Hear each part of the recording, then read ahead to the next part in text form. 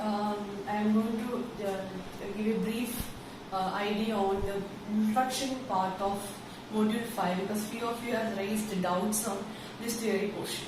So here first I will tell you what is the major difference between a constrained optimization problem and an unconstrained optimization problem.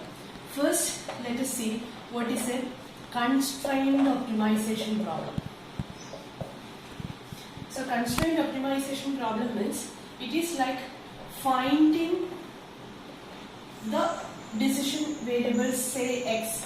So x can be like x is equal to x1, x2, etc. xn. Finding the x which optimizes means either maximizes or minimizes, optimizes the function. This function we will call it as objective function. Objective function, and these variables are usually termed as the decision variables. Okay. Now finding x which optimizes the objective function fx subject to certain constraints. Constraints means they are the restrictions imposed in the problem.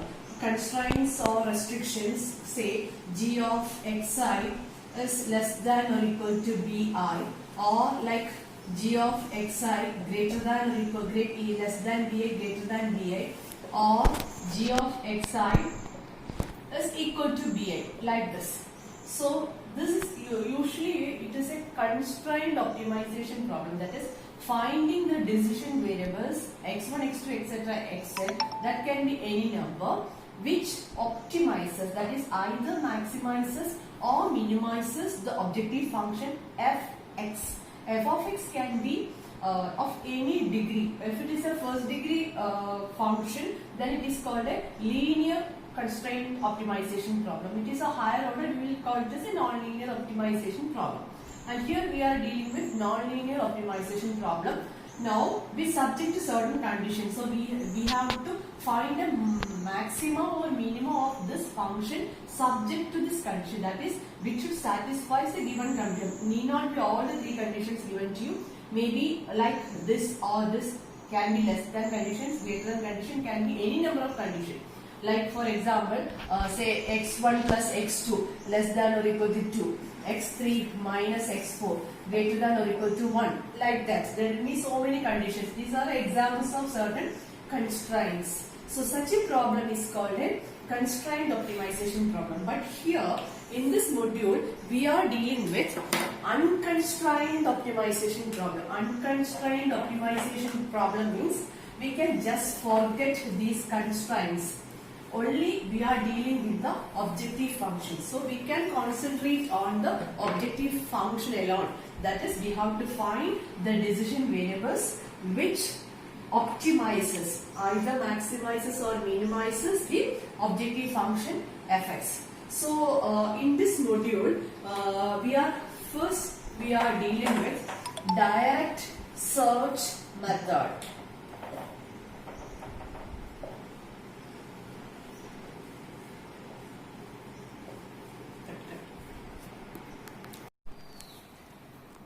Now for the unconstrained optimization problem, the first method of finding a solution of optimization is direct search method. In the direct search method, we need not have the objective function to be continuous. The objective function can be discontinuous also. Can be discontinuous, and also it need not have it need not to be differentiable. Need not make sure that the derivative should exist. That is, usually when you deal with minimization or maximization problems, what we are used to do is, in your lower classes, we will make the first derivative of the function equal to 0. Then we will say that there exists either a maximum or a minimum. And if that is first derivative is 0, then you will get the values of x, and for those values of x, when f dash of x, the second derivative is greater than 0, we will say that it has got a minimum. And if second derivative is less than 0, we will say that the function is maximum at that x. But in that case, So in these cases we are solely depending on the derivatives, the differentiability part. So here in the direct search method we need not have the derivatives. So we can say that this method is also called non-gradient method. Okay, non-gradient method means the objective function need not have the derivatives. Now, first among the direct search method is a random search method. The first method is a random search method. In this method, we make use of random numbers to find the optimum value of the objective function. In a random search method, we use random numbers, and generating random numbers is not at all a difficult task for us because most of the computer softwares are able to find the random numbers. Even we can make our own codes to find the number of enough number of random numbers. We can generate random numbers between 0 and 0.1, or in between any number of ranges we can find the different random numbers. Now we will generate the random numbers to find the minimum of the objective function. Now we have got certain advantages. Here this method has got various advantages. The first advantage is that here the objective function need not have the derivatives, need the derivatives. It can be discontinuous also. This can be discontinuous. Need not worry about the differentiability part because the derivatives need not exist. The second one is we can even though the objective function has got many number of relative minima or relative optima, this random search method is able to find the global minimum. This uses to find the global minimum of the objective function. Now the third one is this random search method is able to find the optimum value even though it is sharply varying function. Even though the objective function is a very sharply varying function, it fluctuates among the maxima or minima. We will be able to find the global minimum, not about the relative maxima and minima. We can able to find the global minima for sharply varying functions. Now the fourth advantage is that this random search method can easily detect the region where the global optima is lying, or global minimum is lying at an earlier stage itself. Even though many other methods fail to detect the optimum value at the early stage, we need lots of iterations. But this we will able to find the region where the global minimum and maxima is lying. But to find the exact optimum value, exact minimum value or maximum value, we have to go for more efficient methods. Now, random jumping method is one of the important method among the random search method.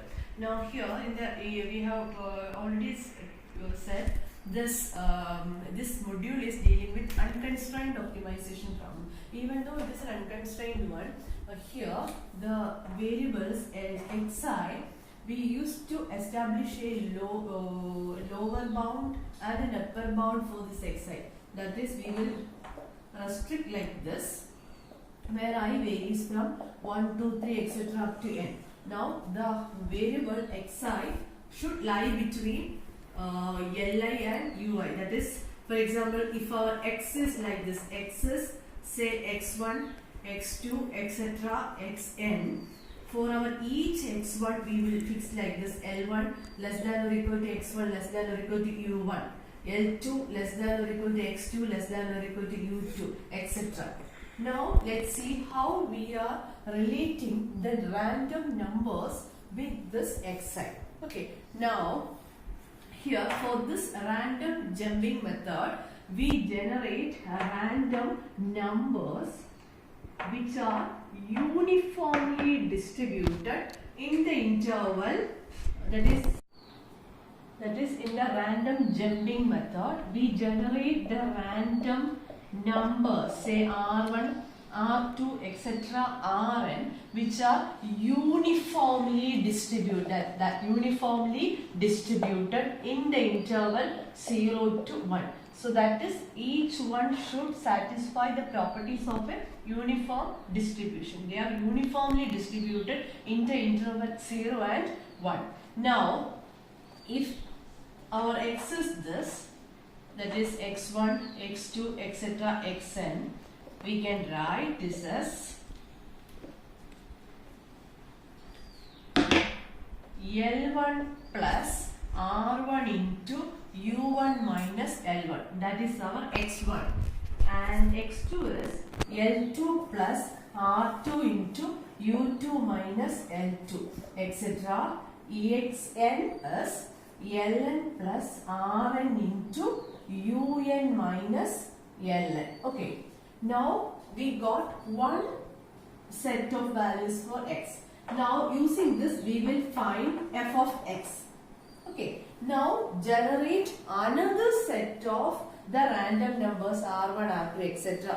Rn, and again generate another capital X. So we can, using many number of random numbers, we can generate the values of the variables. Now for each value of x, find the value of f of, for each x you can find f of x. Now compare all the fx values and get the global minimum. That will be the optimum value of your optimization problem. That is our method.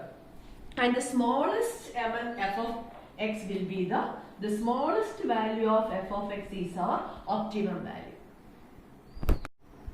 Now in our notes, it is clearly described on another method, a random walk method. So systematically each step for evaluating the optimization is given in that notes. You can go through that.